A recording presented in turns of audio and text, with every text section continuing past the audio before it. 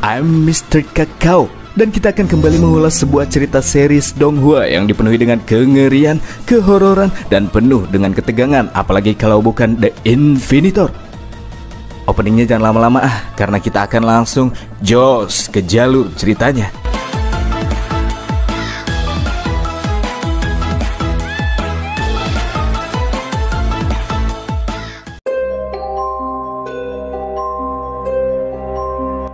Jangja mendapatkan sebuah kesempatan untuk bisa kembali ke dunia nyata selama 24 jam bersama dengan Lori. Ia pun berangkat dan dikirimkan ke lokasi lantai gedung tempat di mana Zhangja bekerja sebelumnya. Jadi ia harus kembali keesokan harinya di tempat yang sama pada pukul 12 malam setelah melaksanakan tujuannya di dunia nyata. Karena jika tidak, maka keberadaannya akan dihapuskan dari dunia.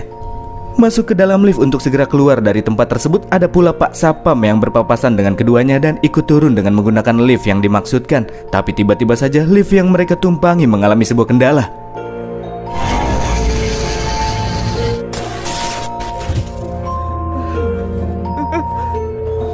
Pada momen-momen tersebut, Zhangja mengalami penglihatan aneh, lebih tepatnya halusinasi. Dengan terlihatnya para pemain pada saat dirinya berada di dunia pertamanya. Zhangja yang masih mencoba memahami situasi merasakan banyak keanehan di saat ia dihadapkan dengan orang-orang tersebut. Seperti Zhang Ji yang sikapnya menjadi seperti pria penakut, dan si paman gendut yang bersikap terlalu berani kepada semua orang. Bahkan dia juga mengajak Zhangja untuk bekerja sama dengan dirinya karena semua orang yang berada di sana dirasa sangat tidak bisa diandalkan. Di saat itulah dari arah lain si nona muda asasin menyarankan kepada semua orang untuk bersikap waspada terhadap Zhangja yang telah terkena infeksi virus.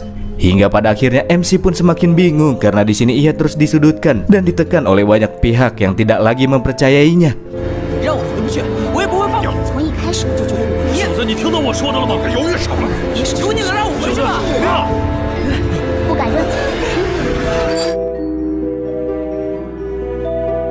Zhangja yang kemudian kembali tersadar langsung memeluk Lori yang masih berada di sampingnya. Sementara di arah lain nampak terlihat pula Pak Sapam yang mencoba untuk memanggil bala bantuan dari dalam lift yang mengalami kemacetan.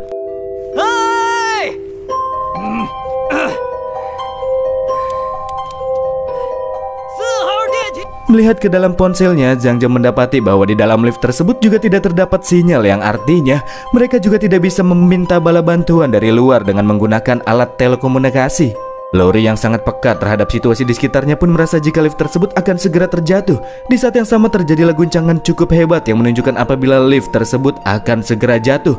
Mencari jalan keluar, Zhangja pun kemudian menerobos bagian pintu atas lift. Di sini dia akan mencari jalan keluar dengan cara memanjat tangga di bagian dinding lift.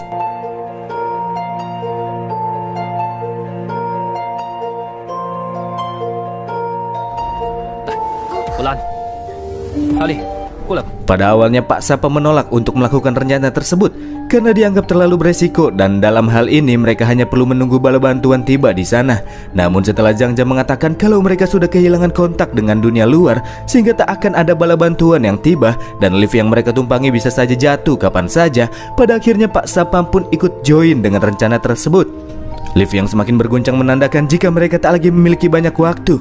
Oleh karena itulah Pak Sapam berinisiatif untuk segera membantu Lori naik terlebih dahulu. Dan setelahnya Zhangja pun meminta Lori untuk segera naik melalui tangga di arah dinding lift.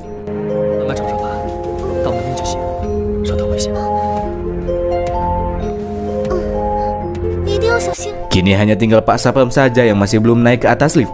Lift yang semakin berguncang dengan hebat pun pada akhirnya terjatuh karena tali baja yang menopangnya terputus. Tapi nasib baik, Zhangja berhasil menyelamatkan Pak Sapam dengan bergelantung satu tangan sambil menahan berat tubuh pria tersebut.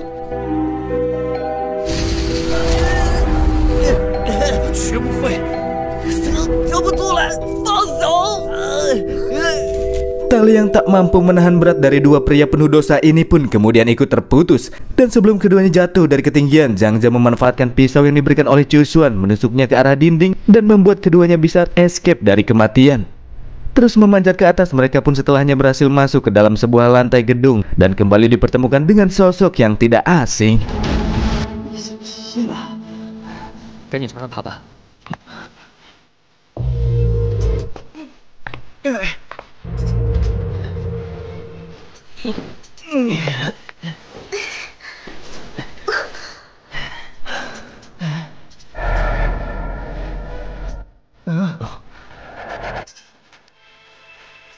和大象的信号就在刚才。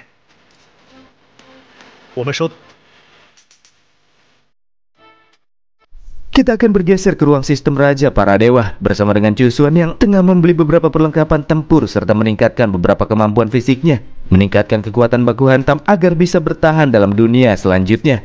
Namun di detik ini kondisi tubuhnya masih belum bisa mencapai kondisi untuk dapat membuka kunci gen. Sama seperti pemain yang lainnya, di sini Chusuan juga ditawarkan untuk membentuk sebuah kehidupan unik yang akan menemani kesehariannya selama di dunia tanpa batas ini. Chusuan di sini meminta untuk membentuk kehidupan dari Ratu Alien, tapi sistem tidak menanggapi permintaannya.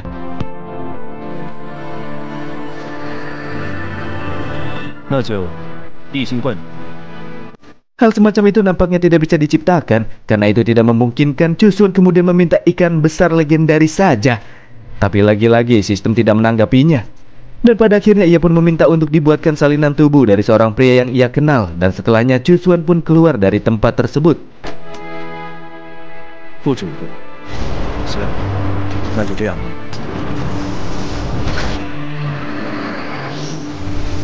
Tepat di saat keluar dari ruang sistem, Chusuan berpapasan dengan Zhang Ji yang sedang jalan-jalan di sekitar sana. Faktanya Chusuan di sana tidak keluar sendirian, namun ia kini sudah bersama dengan sosok bertubuh besar yang berada di sebelahnya. Sosok besar tersebut merupakan salinan tubuh dari seorang pria bernama Arnold, dan kekuatan tempur dari sosok itu sudah digandakan oleh Chusuan dengan membayar seharga 500 poin ketika ia berada di ruang sistem.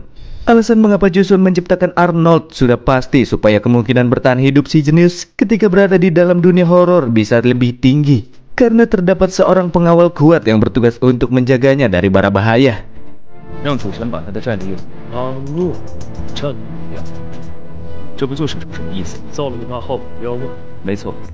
Baginya ini merupakan pilihan yang paling logis dalam situasi yang kini mereka sedang alami.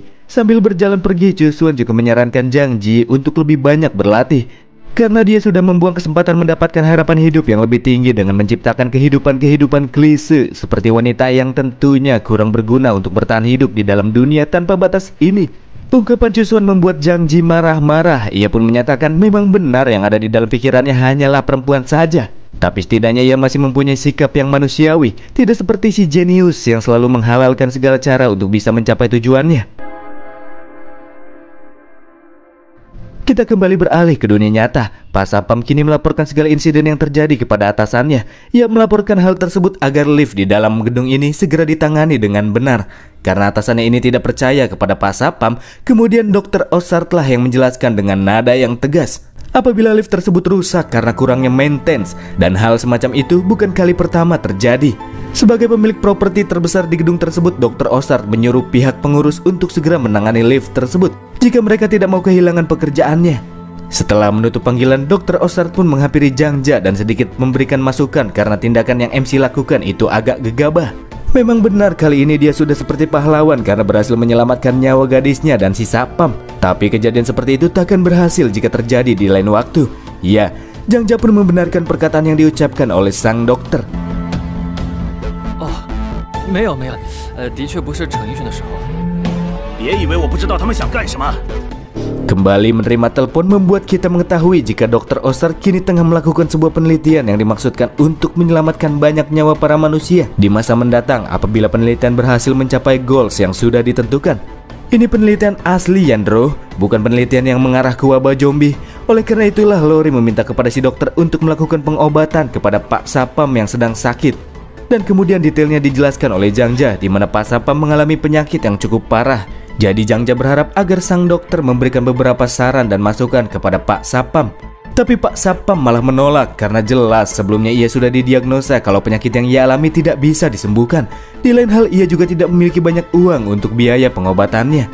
Dr. Osart yang menyela obrolan mengatakan bahwa penelitian yang ia lakukan kali ini terkait tentang pengembangan gen yang mampu menyembuhkan berbagai macam penyakit yang belum ada obatnya. Itu juga termasuk dengan cacat genetika.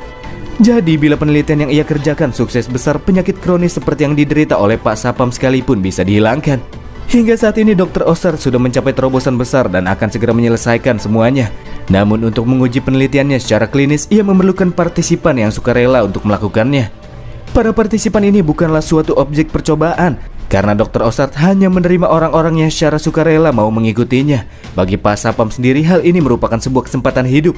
Daripada menunggu kematian yang sudah pasti, ia lebih baik secara sukarela menjadi partisipan di dalam penelitian yang dilakukan oleh sang dokter. Dalam hal ini Dr. Ossard sama sekali tidak membutuhkan bayaran dari Zhangja atau apapun. Justru sebaliknya, ia akan memberikan bantuan semacam uang bagi para partisipan karena mereka dianggap sudah membantu penelitian yang dilakukan oleh sang dokter. Kabar baik tersebut membuat Zhangja merasa lega. Oleh karena itulah sebelum kepergiannya ia berterima kasih kepada sang dokter serta berpamitan dengan Pak Sapam. 小赵，我们还有事，先走了。哥们，好好活着。他怎么知道我是奥萨德？ Setelah menjual 100 kg platinum kepada kenalan Zero, Zhangja kembali dihubungi oleh si pengepul kenalan Zero yang bermaksud untuk melakukan pembayaran lewat transfer antar bank. Beberapa ratus juta yang Zhangja dapatkan ia gunakan untuk mendanai proyek penelitian Dr. Ossard, membayar semua hutang yang ia punya, dan sisanya masuk ke saldo ATM-nya yang kini tinggal 20 juta lebih. Hal ini membuatnya menjadi lebih tenang sebelum kembali ke dunia tanpa batas. Zhangja kemudian pergi ke Dukcapil untuk bertanya terkait dengan identitas orang-orang yang dikirim ke dunia tanpa batas. Namun karena ia hanya memiliki informasi seadanya, petugas Dukcapil tidak bisa melacak identitas orang-orang yang disebutkan oleh Zhangja. Apalagi orang-orang tersebut bukanlah keluarganya sendiri. Jadi meskipun identitas mereka bisa ditemukan, Zhangja tetap tidak diizinkan untuk bisa mendapatkan informasi pribadi mereka karena itu sudah menjadi aturannya. Oleh sebab itulah Zhangja langsung cabut dari tempat tersebut untuk melanjutkan perjalanannya bersama Lori. Zhangja kemudian membawa Lori untuk bersenang-senang ke daerah sekitar pesisir pantai. Sempat terlintas di dalam pikirannya sebenarnya siapakah orang-orang yang Zhangja sempat temui di dunia tanpa batas.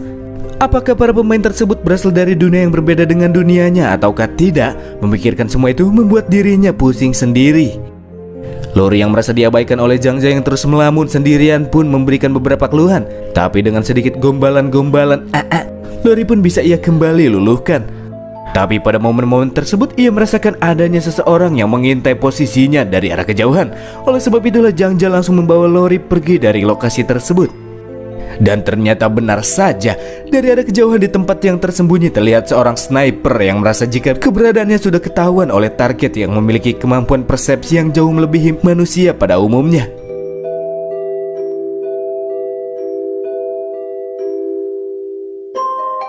Masih bersama dengan Zhangja dan Lori yang kini menuju tempat pekerjaannya karena ia akan segera kembali ke dunia tanpa batas. Sebelum kepergiannya ia juga menelpon sang ibunda dan memberitahukan kalau dirinya kini sudah mendapatkan pekerjaan yang baru dengan gaji yang jauh lebih tinggi daripada tempat sebelumnya. Oleh karena itulah ia kini bisa melunasi semua hutang cicilan rumahnya. Tapi karena masih tergolong sebagai pegawai baru, Zhangja diharuskan untuk melakukan pelatihan kerja di tempat yang cukup jauh sehingga ia tidak bisa memberikan kabar kepada orang tuanya. Sebelum menutup panggilan, ia juga meminta kepada ibu serta ayahnya untuk selalu menjaga diri baik-baik. 你和爸都好好照顾自己，你自己一定保重。再见。我们还能回来吗？我们一定会回来的。 Tak berselang lama muncullah sebuah mobil yang menyalip posisi mereka secara kasar. Di sini Zhangja meminta kepada Pak Supir untuk segera menambah kecepatan dan dia akan membayarnya dengan lebih nantinya. Sebab kini hanya tersisa 6 jam lagi sebelum waktu teleportasi ke dunia tanpa batas tiba. 快一点，先生，我多加您500。行。 Di saat yang sama mobil yang ditumpangi oleh Zhangja dipepet ke arah sisi jalan di mana mobil misterius ini mencoba untuk menghentikannya secara paksa. Siapakah orang-orang yang berada di dalam mobil misterius ini?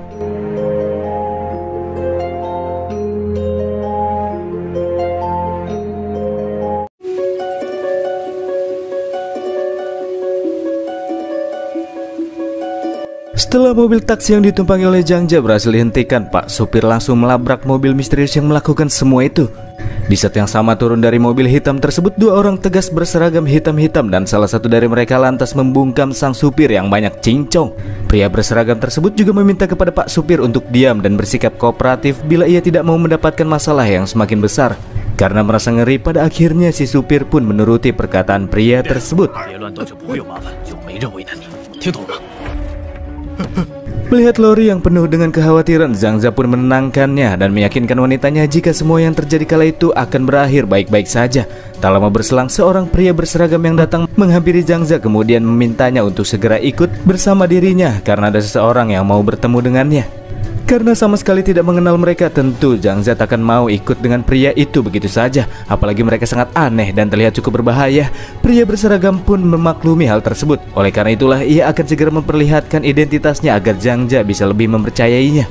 Di saat pria berseragam mencoba mengambil kartu identitasnya, Zhang Jia memanfaatkan momen tersebut untuk mendorong pintu mobil dengan kekuatannya, membuat si pria berseragam ikut terpental karena tekanan dorongan kekuatan MC. Namun tanpa dirinya sadari, Lori tiba-tiba saja telah disekap dari arah belakang oleh pria berseragam yang lainnya.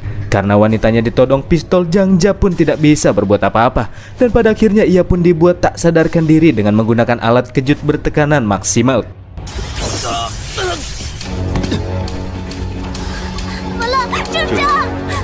Serangan alat kejut kedua pun kembali diberlangsungkan demi memastikan apabila Zhang Jia benar-benar sudah tak sadarkan diri. Dan setelahnya keduanya pun dibungkus ke markas para pria berseragam tersebut.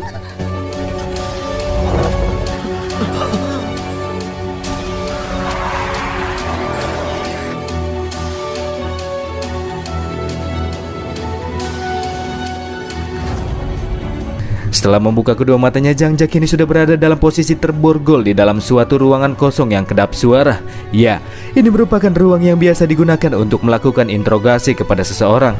Tak lama berselang muncullah seorang pria yang membawa semua barang-barang milik Zhang Jia. Berikut dengan pria tersebut bertanya terkait dengan lokasi keberadaan Zhang Jia selama beberapa hari terakhir. Zhang Jia sendiri merasa sangat khawatir karena sisa waktu yang ia miliki tidak lebih dari 4 jam lagi. Ia juga lanjut bertanya emangnya siapa sih mereka-mereka ini, apalagi mereka sudah menculik Zhang Jia yang merupakan warga sipil yang sah, dan menurutnya hal itu termasuk di dalam tindakan ilegal. Di sini dia juga sempat menanyakan keberadaan Lori yang nampak tidak terlihat di dalam ruangan yang sama dengannya. Pria berseragam memastikan bahwa perbuatan yang tengah mereka lakukan itu aman dan tidak bisa dikatakan sebagai penculikan. Dia juga memastikan apabila Lori masih berada di dalam posisi yang aman. Di lain hal, pria ini juga tidak percaya kalau Zhang Jia merupakan warga yang sah, karena bagaimana mungkin bisa seseorang bisa mendapatkan uang senilai 20 juta yuan dalam waktu 1 hari sebagai seorang pegawai biasa lagi. Karena itu jumlah yang sangat besar dan bahkan pengirimnya sama sekali tidak bisa dilacak. Oleh karena itulah pria berseragam mempunyai beberapa alasan untuk bisa menahan Zhang Jia. 追踪不到源头，和境外这2个理由。不过光是巨额财产来源不明给按不住。少绕圈子。那个姑娘和你什么关系？你们到底要干嘛？ Selain itu ia juga bertanya terkait hubungan Zhang Jia dengan wanitanya, karena terdapat suatu kejanggalan dalam hal ini. Dan iya, semua itu terkait dengan Lori yang faktanya wanita tersebut sudah dinyatakan meninggal beberapa tahun yang lalu. Tapi bagaimana mungkin bisa ia masih hidup? Fakta ini membuat pria berseragam semakin penasaran tentang siapakah orang yang berada di balik Zhang Jia dan mendukungnya. Di sini Zhang Jia sadar bahwa semua pertanyaan-pertanyaan yang diucapkan oleh si pria berseragam hanyalah sebuah pengalihan dari pertanyaan inti yang sedang ditutup-tutupi olehnya. Oleh karena itulah Zhang Jia menyuruh si pria berseragam untuk tidak perlu bertele-tele dan langsung menjelaskan motif asli yang mereka inginkan. Karena niatnya sudah terbaca, pada akhirnya pria berseragam pun menanyakan pertanyaan yang sebenarnya, dan itu adalah tentang keberadaan Zhou Xuan. 我知道的那个楚轩吗？我说过了，搞科研的，你们。 Dari sini terkuak fakta apabila pria-pria berseragam tersebut merupakan bagian anggota organisasi yang dinaungi oleh Zhou Xuan, di mana Zhou Xuan ini seorang kolonel di dalam organisasi tersebut. Zhang Jia sedikit berdalih dengan mengatakan kalau dirinya sama sekali tidak mengenal Zhou Xuan. Oleh karena itulah untuk membuktikan perkataan si pria berseragam hitam yang akan kita panggil dengan sebutan si agen, ia pun mengeluarkan sebuah perangkat yang mampu menghubungkan semacam sinyal dari suatu benda tertentu. Ini merupakan salah satu benda ciptaan Zhou Xuan, ucap si agen. Dia juga mengambil pisau Zhang Jia yang diberikan oleh Zhou Xuan dan meletakkannya di samping perangkat tersebut. Setelah perangkat tersebut diaktifkan, pisau hitam pun bereaksi. Si agen pun sadar dalam sekali lihat apabila pisau tersebut merupakan pisau partikel berenergi tinggi yang begitu menakjubkan. Sebab teknologi umat manusia sampai sekarang pun masih belum bisa membuat pisau seperti itu.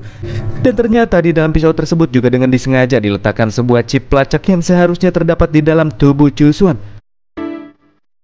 这是大校自己的皮下植入的行为显影，说不定可以从分子层面切断任何物体。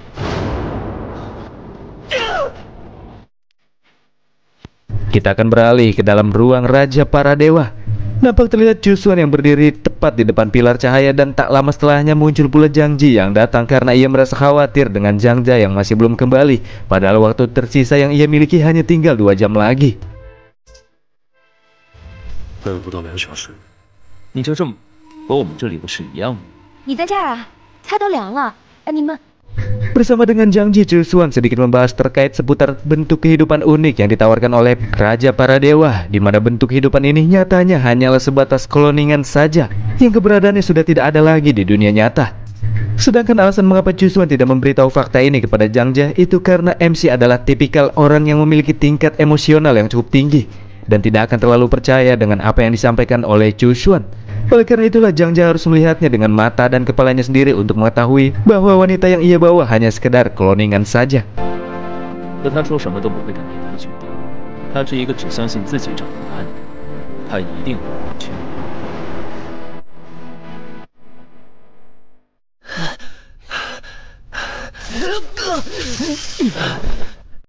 Di dalam ruang interogasi, Zhang Jia masih dipaksa untuk segera membuka mulutnya. Dalam hal ini, si agen juga sempat memberikan sedikit ancaman terkait dengan orang tua Zhang Jia yang keberadaannya sudah diketahui oleh pihak mereka. Zhang Jia pun berkata kalau dia tidak akan memberitahukan perkembangan Chusuan jika orang tuanya disakiti. Menerima instruksi dari atasannya, si agen pun kemudian meminta Zhang Jia untuk bersikap kooperatif dengan memberikan segala hal yang ia tahu tentang Chusuan saat ini. Karena jika tidak, para agen bisa saja memberikannya sebuah serum kejujuran supaya ia mau bicara. Tapi serum kejujuran tersebut pada akhirnya akan membuat seseorang menjadi idiot setelah menggunakannya. Berpikir sebentar, Zhang Jia kemudian berjanji bahwa dia akan memberitahukan semua hal terkait dengan Chusuan kepada para agen. Namun terdapat satu syarat di mana Lori mesti dibawa ke dalam ruangan ini.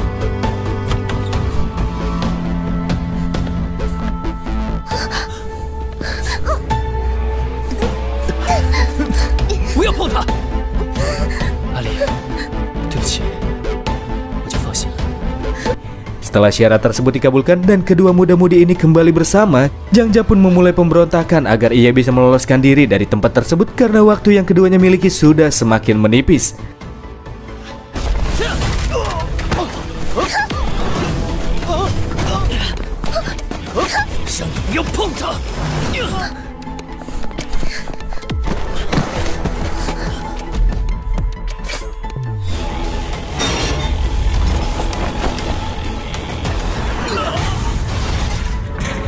Setelah keluar dari ruangan interogasi, keduanya masih diharuskan untuk mencari jalan keluar dari gedung ini, memberikan Lori rompi anti peluru agar terhindar dari peluru-peluru nyasar lawan, dan kemudian keduanya pun kembali melanjutkan perjalanan.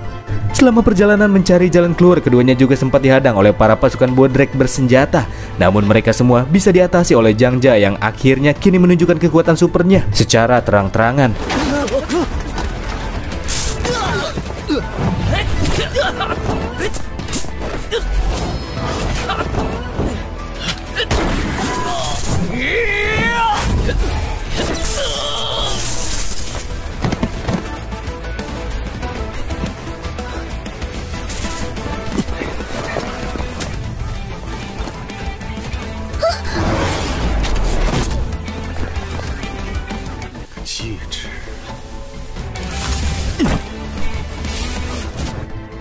Mencari jalur keluar melewati tangga darurat, keduanya malah dikepung dari dua arah oleh para pasukan bersenjata yang menggunakan armor-armor tebal. Karena jalur darurat sudah tertutup, Zhang Jia terpaksa keluar melalui jendela kaca dan terjun dari lantai 3 bersama dengan Lori di dalam dekapannya.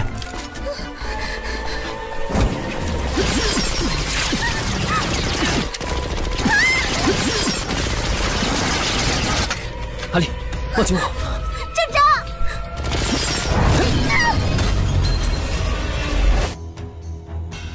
Si agen kemudian melaporkan pada atasannya apabila Zhang Jia telah melarikan diri dengan cara melompat dari atas gedung lantai 3. Dan bahkan setelah keberadaannya kembali ditemukan, Zhang Jia tidak mengalami sedikit pun cedera.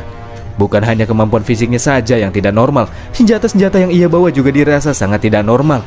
Tapi meskipun begitu, sang atasan meminta agar Zhang Jia bisa ditangkap hidup-hidup, karena bagaimanapun juga mereka masih harus mengetahui kondisi Chusuan yang sudah menghilang secara tiba-tiba selama beberapa hari terakhir. Pelarian pun masih terus berlanjut. Para pasukan bersenjata di sini diberikan instruksi agar mereka tidak membunuh targetnya dan cukup menembak ke arah yang bukan jadi titik vital target. Sementara itu sambil terus menghindar dari setiap tembakan yang tertuju ke arahnya, pada akhirnya Zhang Jia terkena sebuah tembakan yang sedikit menyerempet ke bagian kakinya. Dan keduanya pun masuk ke dalam mobil untuk menghindari tembakan pasukan bersenjata tersebut.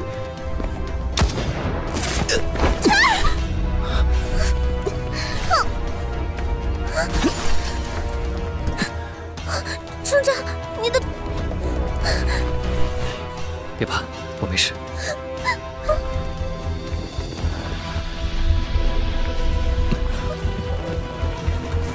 千万别抬头。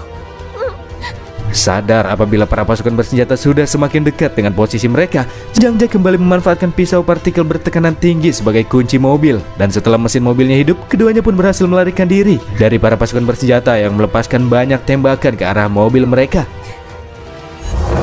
阿里，坐稳了。别让他们跑了！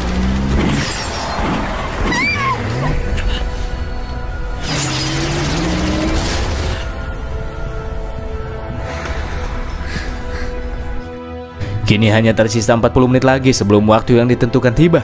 Di arah perjalanannya menuju tempat kerja Zhang Jia, posisi Zhang Jia kembali tersusul oleh para agen yang mengejarnya dengan menggunakan helikopter, serta memberitahukan kepada Zhang Jia untuk segera menghentikan perlawanan yang sia-sia agar tidak ada lagi korban jiwa yang tak bersalah yang akan terluka karenanya. Nampaknya sudah terjadi kesalahpahaman di antara mereka, namun sekarang Zhang Jia harus cepat-cepat kembali sebelum waktu yang sudah ditentukan tiba. Mobil yang MC kendarai pun mendapatkan serangan tembakan oleh helikopter yang mengejarnya, sehingga posisi mereka harus tersusul oleh mobil para agen dan pelarian pun masih terus berlanjut.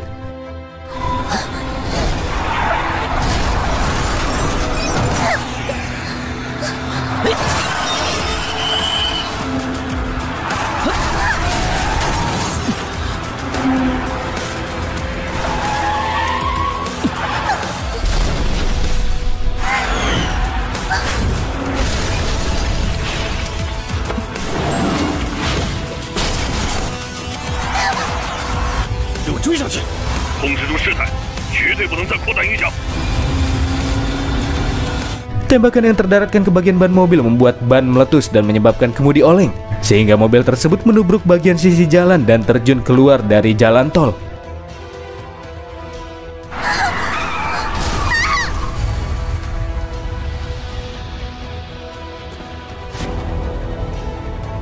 Setelah turun dari atas helikopter, para agen hanya menemukan jejak-jejak darah yang tertinggal di sana. Zhang Jia kembali meloloskan diri. Namun titik koordinat Zhang Jia sudah kembali ditemukan dan hanya membutuhkan waktu sebentar lagi untuk bisa kembali bertemu dengannya.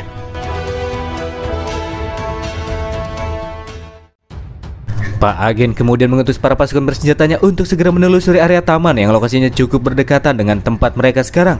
Karena mengalami luka-luka bila melihat jejak darah, Pak agen pun berpikir bahwa Zhang Jia pasti belum pergi jauh dari sana. Dan ternyata benar saja, tak jauh dari sana nampak terlihat Zhang Jia yang kini tengah bersama dengan Lori yang mengalami luka cukup serius pada bagian perutnya. Karena waktu yang mereka punya sudah hampir habis, maka tak ada jalan lain selain menerobos jalan, di mana Zhang Jia akan menggunakan kemampuan super lari cepatnya dan pergi secepat yang ia bisa menuju gedung yang menjadi lokasi titik teleportasi. 小熊，这一下很快到了。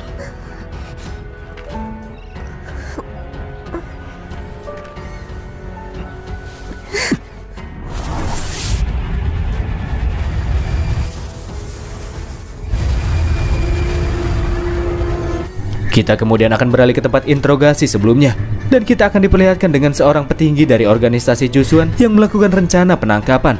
Beliau kini sedang melakukan panggilan entah kepada siapa, namun yang pasti isi dari obrolan mereka kini masih memperbincangkan terkait seputar Zhang Jia yang dianggap sudah meningkatkan atau memodifikasi gen di tubuhnya. Sama seperti Zhusuan, namun ia memiliki kekuatan yang lebih tinggi. Bahkan Zhang Jia ini juga memiliki alat cincin penyimpanan ruang yang mampu menyimpan banyak benda di dalamnya. Tentunya teknologi yang ada di bumi masih belum mampu menciptakan benda seperti ini. Selain itu, di dalam chip Zhusuan yang sudah dienkripsi, para peneliti mereka juga sudah mendapati banyak informasi besar, dan kemungkinan informasi yang didapatkan dari chip tersebut mampu membawa umat manusia menuju kehidupan yang lebih baik di masa depan. 资金的事也已经处理妥当了，我们正在尽全力追捕。是，目标还处在逃中办，太多问题。 Pengejaran Zhang Jia demi menemukan kebenaran di balik hilangnya Zhusuan pun masih terus berlanjut. Si Pak agen pun kembali dan membawa para militer bersenjata dengan jumlah yang jauh lebih banyak daripada sebelumnya.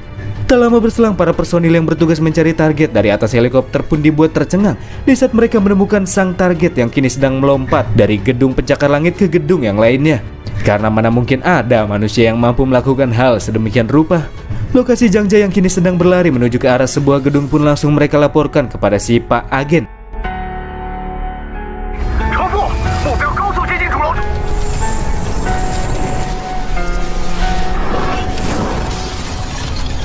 Si Pak Agen yang mendapatkan laporan dari anak buahnya pada awalnya tidak percaya karena mana ada manusia yang bisa berlari dengan kecepatan 100 km per jam. Apalagi bisa lompat dari satu gedung ke gedung yang lainnya. Tapi setelah melihatnya secara langsung dengan mata dan kepalanya sendiri, ia pun langsung menerima keanehan tersebut. Ia tidak terlalu terkejut dan langsung menginstruksikan para pasukan militer untuk segera mengejar target.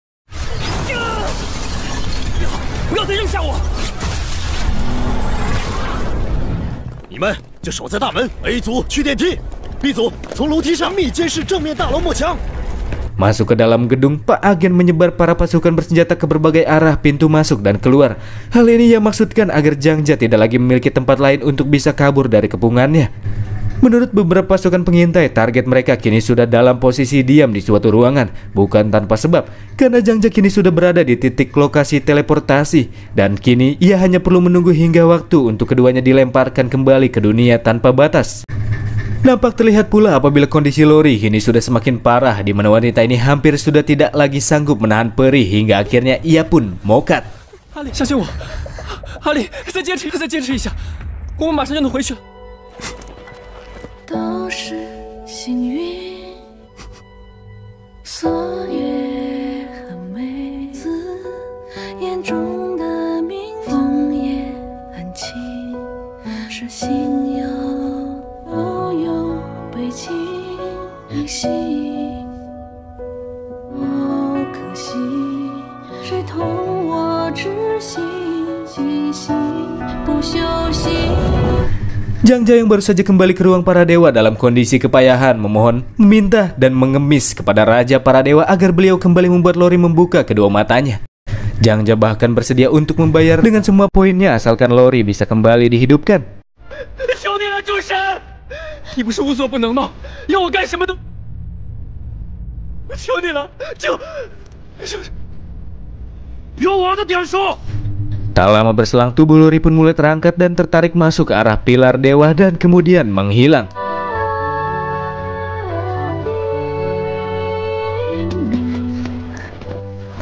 Sementara Jangja sendiri jatuh tergeletak di permukaan lantai karena meridian serta organ-organ tubuhnya mengalami luka yang cukup parah karena kelebihan beban dari penggunaan kekuatannya. Menurut Jangji, kondisi Jangja kini tidak terlalu parah dan seharusnya Jangja mempunyai poin yang cukup untuk bisa melakukan perbaikan pada tubuhnya. Tak lama berselang datanglah Zero bersama dengan Chusuan dan pengawalnya.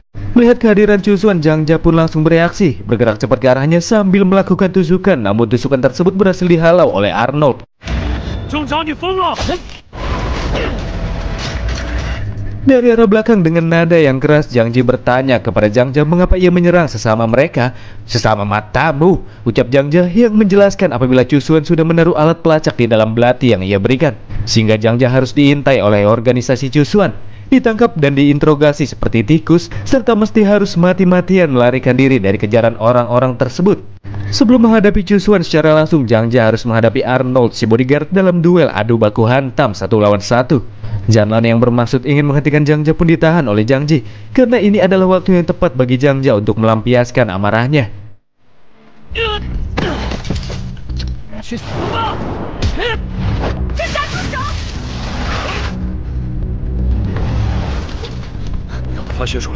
Dan setelahnya Jangji pun mengubah seluruh area menjadi tempat pelatihan. Hingga akhirnya perbakuan taman di antara Jangja melawan Arnold pun dimulai.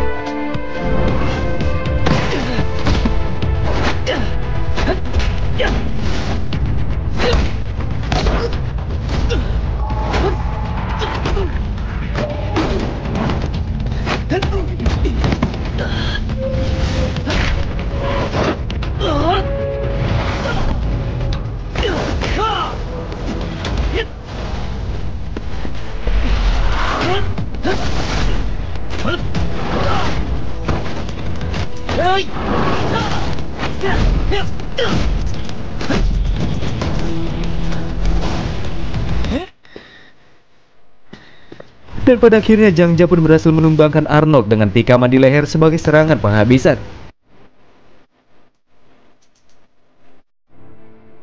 Di saat ia berjalan ke arah Chusuan dengan tatapan penuh emosi, Zhang Ji pun menghentikannya.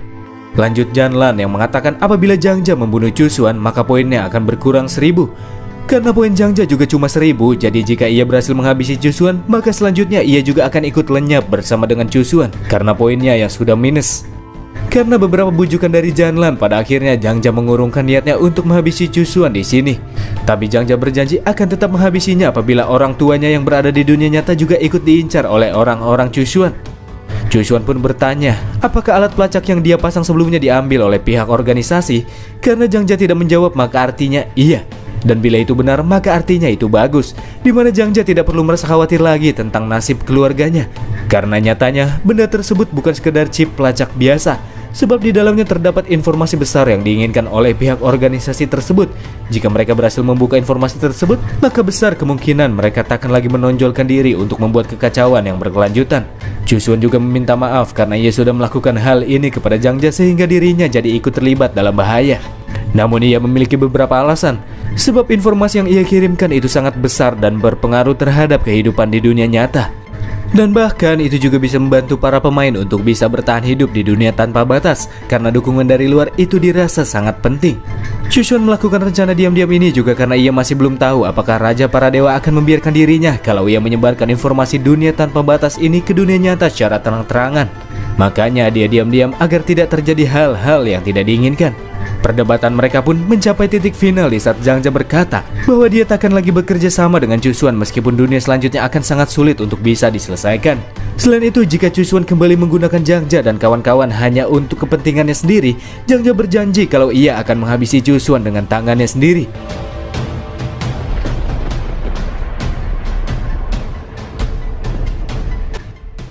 Beberapa hari pun telah terlewati. Ini menjadi hari di mana para pemain mesti menuntaskan dunia selanjutnya. Kondisi Lori juga sudah membaik.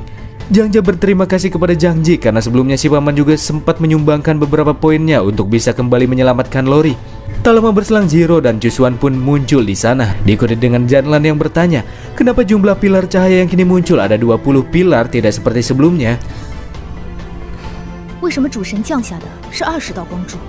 Dan dijelaskanlah oleh Zhang Ji, jika pilar cahaya di depan mereka belum tentu bisa menteleportasikan mereka semua ke dalam suatu lokasi yang sama. Sedangkan jumlah pemain di dalam dunia tanpa batas harusnya maksimal sebanyak 20 orang. Berdasarkan pengalaman Zhang Ji, bila semakin banyak jumlah pemain yang ikut dalam suatu dunia, maka tingkat kesulitan dari dunia tersebut juga akan semakin meningkat. Dan kalau di antara mereka ada yang masuk di dalam dunia yang berisikan 20 pemain di dalamnya, Zhang Ji hanya bisa mengucapkan selamat. Sebab sosok yang harus mereka hadapi merupakan sebuah sosok dari makhluk legendaris. Dan setelahnya mereka pun masuk ke dalam pilar cahaya tersebut.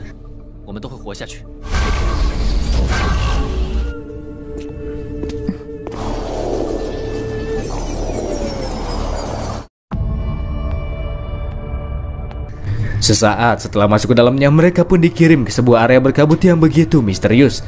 Tempat ini terlihat menyeramkan karena memberikan nuansa horor yang begitu terasa mencekam. Menemukan sebuah pintu gerbang jalan, tiba-tiba saja pintu tersebut terbuka dengan sendirinya.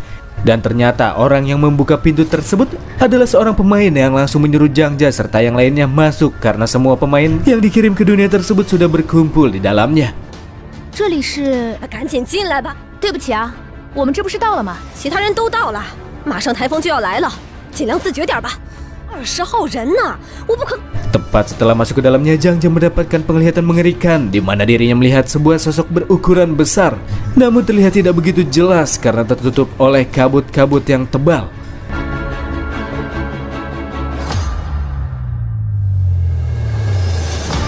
Nampak terlihat pula seorang pemain yang terasa tidak asing, dan ya, Kunoichi ini adalah si wanita remaja yang sempat kita lihat di dunia zombie sebelumnya.